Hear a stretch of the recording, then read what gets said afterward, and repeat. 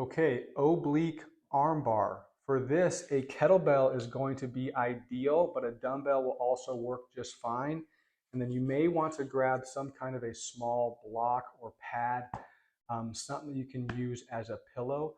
I don't want it to be super thick because we're going to be on our side, and I don't want your head to be kind of really cranked up like that. So keep it pretty small for that.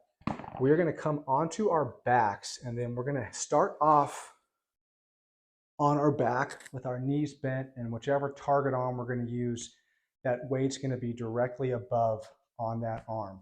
And then from there, let's grab that pillow that we're going to use and then just place that underneath your head.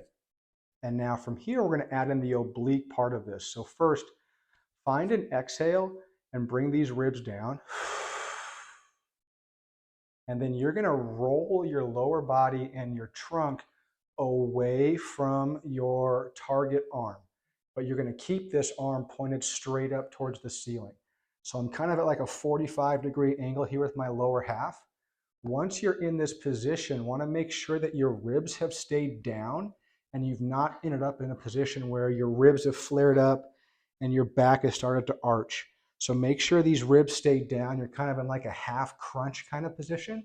With this arm straight up, you're going to reach that arm up towards the ceiling.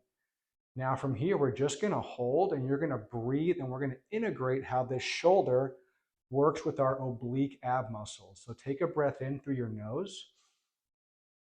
Exhale, you're going to think about squeezing these ribs and reinforcing the reach of your arm up towards the ceiling.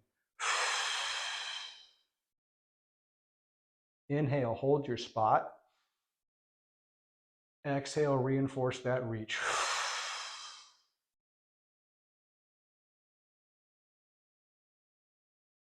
And so we'll hold for the prescribed number of breaths there. And you're really trying to focus on getting that breathing slow and controlled. So we're getting as much air out as we can during those exhales without having to gasp on that inhale.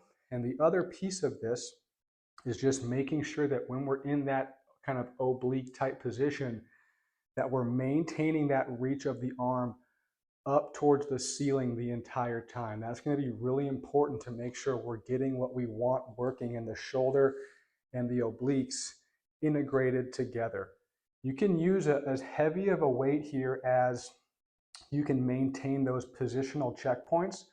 Want you to challenge yourself with this weight and make sure you're really getting some good resistance, trying to push that arm back down towards the floor.